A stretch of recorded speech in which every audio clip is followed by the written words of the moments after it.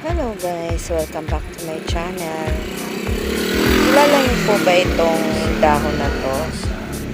Ayan. Ito po yung inilalagay ko sa ating dinuguan. Nakakatulong ito guys para matanggal yung lansa. At tawagin ito ay oregano leaves. Oregano daw ang tawag dito. So, tuyong-tuyo na siya guys. Kaya hindi natin maano kung anong klaseng dahon ito talaga siya. Basta ang alam ko, oregano leaves yan. At nagpakulo na ako guys na ating gagamitin sa ating dinuguan. Ang gamit ko pong laman ay yung laman loob ng baboy. Pasensya na kayo guys.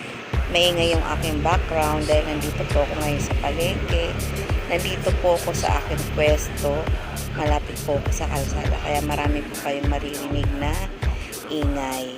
So, pasensya na po kayo kung medyo marami kayong maririnig. So, yan nga po, ayan. Pakukulaan po natin ito. Nilagyan ko po siya ng konting asin. At kung may tanglad kayo guys, pwede nyo lagyan ng tanglad habang pinapakuluan, luya at paminta para sa ganun medyo mabawasan ang kanyang lansa. Habang tayo ay nagpapakulo ng ating gagamitin, ayan, pinapakita ko po sa inyo yung ating mga ingredients. Meron tayo dito 3 balot ng dugo. Ang bawat balot ng dugo ay bili ko po dyan ay 10 piso. So 3 po yung aking binili dahil puro naman po yung dugong nabili ko sa palengke. Meron po kasing mga nabibili sa palengke na dugo, pero marami siya pero may halo na po siyang tubig. So habang pinapakuluan natin, magpe-prepare lang po ako ng ating kakailanganin gaya ng sibuyas, bawang, luya, at kung ano pa yung mga dapat hiwain.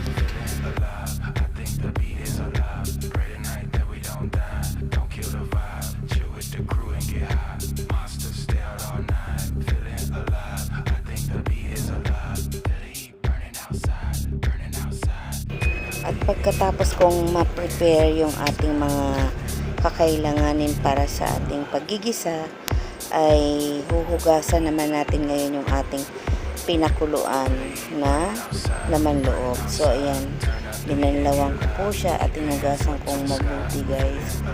Kailangan hugasan natin ito mabuti guys kasi syempre para alam mo naman ang laman loob ay kailangan hugasan mabuti para matanggal din yung mga lansa-lansa.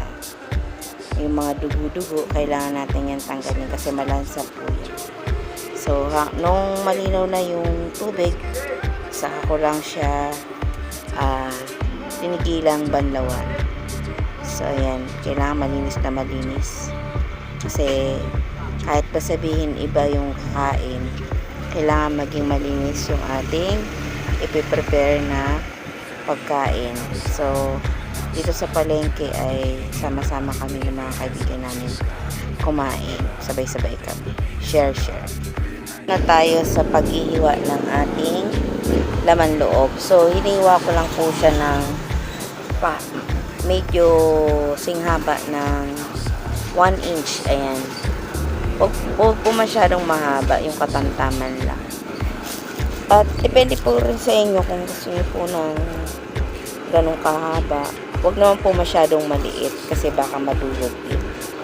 So, ang hiwa ko po sa kanya, 1 inch yung pahiwa ko sa ating isaw. Ituloy-tuloy lang natin ang paghiwa pati dun sa ating puso ng baboy at yung laman. Medyo pahaba din yung hiwa ko sa kanila. So, ituloy-tuloy lang po natin ang paghihiwa hanggang sa matapos natin ito upang maumpisahan na po natin ang ating paggigisa. Binilisan ko na rin yung video para mas mabilis po. Hindi po masyadong mahaba ang ating video. Ayan. So, ang bilis na ating video para tayong si Superwoman.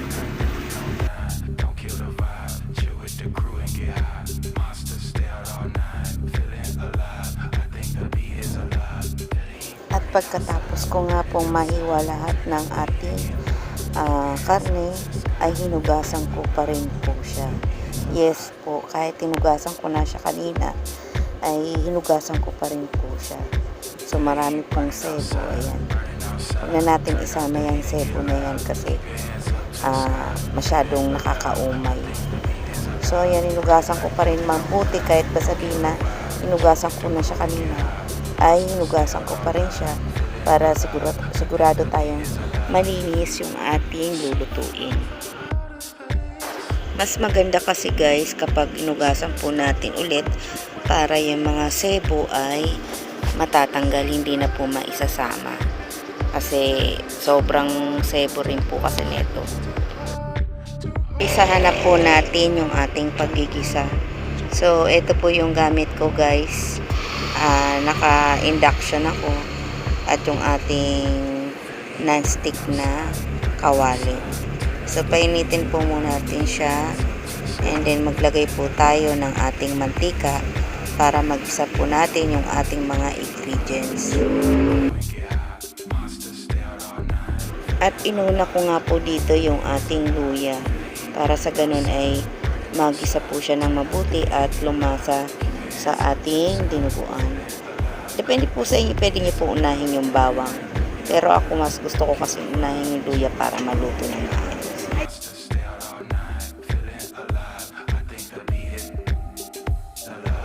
Gisahin lang po natin siya ng mabuti. Mas maganda po na gisa po natin siya ng kasi nakagisa talaga yung medyo nagba-brown na siya. Kung hindi naman kayo nagmamadali, pwede nyo gawin yun. Pero kung nagmamadali naman kayo, kahit konting gisa lang, yun ay, depende pa rin sa inyo guys. Pero para sa akin mas maganda yung magisa ng maayos. Kasi iba kasi yung lasa ng ating niluluto kapag nagisa po ng maayos yung ating mga ingredients. Yun ba yung mga sekreto ng masarap na pagkain kaysa yung mga nagmamadali ka.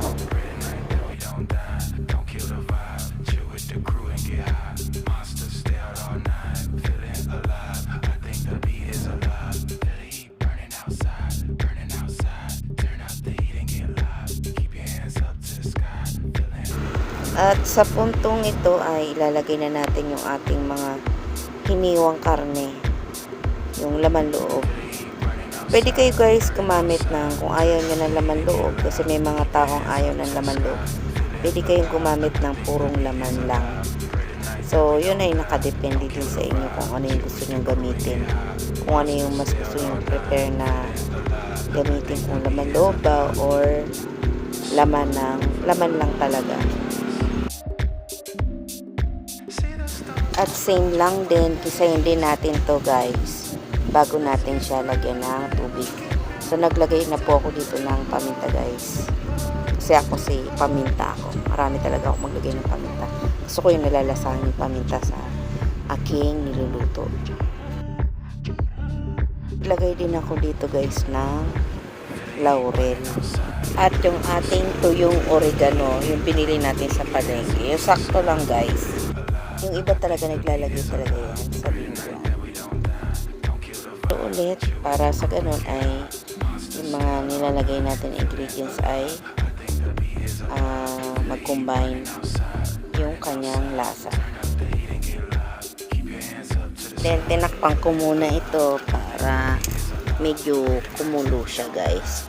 Medyo mali pa nga dyan yung takip na nakuha ko. Ayan, naghanap ako ng takip na kakasya dito sa aking kawali. And then yan, pagkatapos ng mga ilang minutong pagkulo, binuksan ko na and then halo ulit. Kasi medyo matigas-tigas yan. Then naglagay po ko ng tubig. Siguro mga 3 basong tubig to. Hindi ko na natakal, tinatsak ko na lang guys. Naglagay din ako ng, akala ko dyan kasi patis yun. So hindi ko tinuloy yung paglagay. Naglagay ako ng 3 siling green. Naglagay tayo ng seasoning, pampalasa. And then naglagay din ako ng cubes. beef cubes yung ginamit ko guys para mas malasa. Pero nasa inyo, pwede pong pork. Pork po talaga yung ilalagay. Pero ako, beef yung nilagay ko kasi mas malasa. Mas malasa siya guys. And nabubulol na ako. Pasensya na kayo guys. And then haluin ulit natin para sa ganun ay magsama-sama or lumasa siya sa ating sabaw. Eto, naglagay na ako ng patis. Nahanap ko na yung ating patis. Tansyahan lang to guys. Yun ay nakadepende po sa inyong panglasa guys. Pwede kayong magdagdag ng pampalasa. Pwede nyo dagdagan ng asin or patis ang gamitin para sa pampaalat. Paminsan-minsan guys ay titikman po natin yung ating niluluto kung kulang pa ba ito ng patis or kailangan pa ba ng alat or kailangan pa ng pampalasa, para sa ganun ay matatansya natin yung ating niluluto. Pero wag naman po sobra, baka mapaalat po. Kaya po natin tinitikman ito para sa ganun ay malaman natin kung sakto na yung lasa. And then naglagay po tayo dito ng suka. Maya-maya po maglalagay po ulit ako ng suka kung kinakailangan. So ayan, tinakpan ko at yan kumulo ulit pagkalipas ng mga ilang minuto. Hinalo ko bago ko, nung nilagyan ko siya ng suka, hindi ko siya hinalo guys. Tinakpan ko muna para kumulo bago ko siya hinalo. And then titikman ko ulit kung kailangan pa ba ng suka.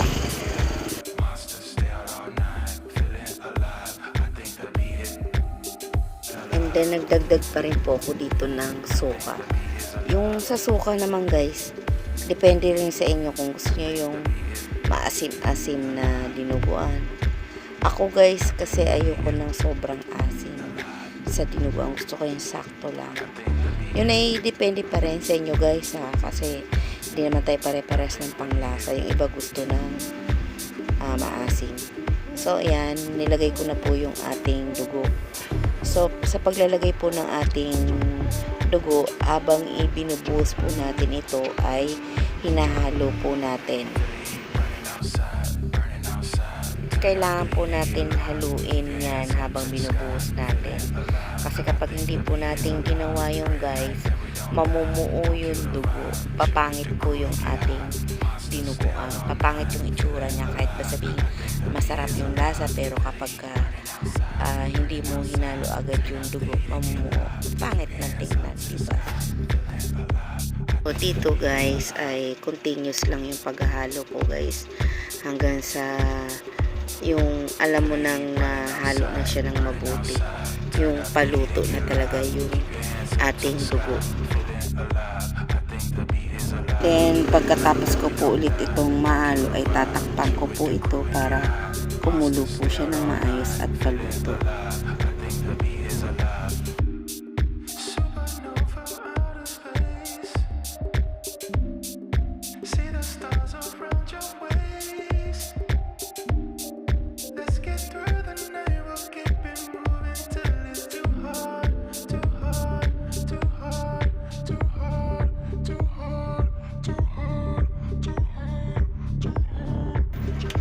At tinikman ko po ulit ito para malaman ko kung matabang pa o sakto na yung kanyang lasa.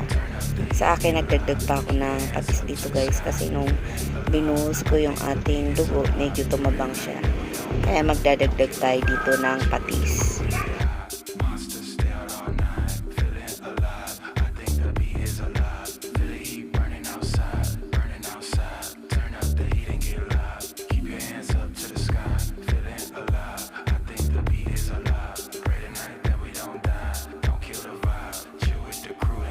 At nagdagdag pa ulit ako dito ng suka pa. Kasi para sa akin kulang pa. At nagdagdag ulit ako ng paminta. Yun nga, favorite ko talaga yung maraming paminta. At konting sugar, pampabalance ng ating niluluto.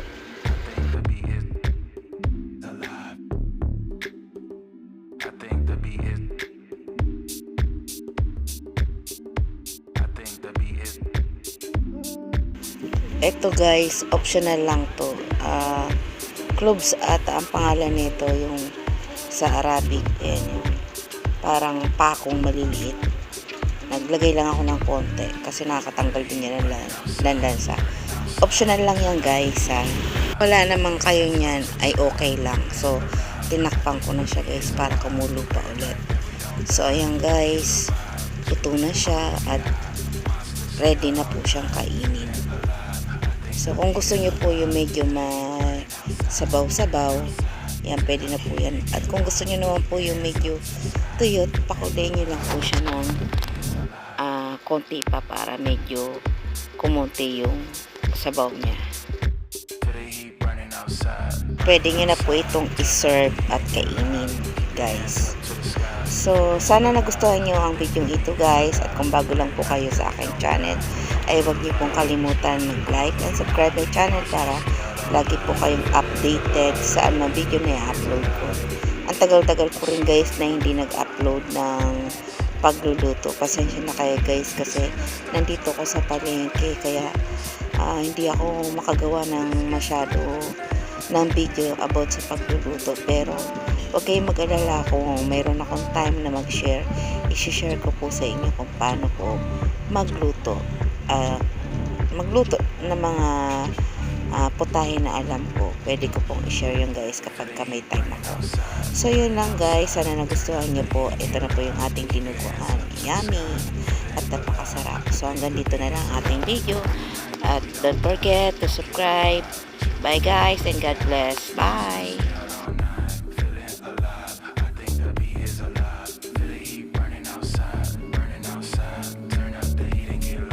Keep your hands up to the sky, feeling alive. I think the beat is alive.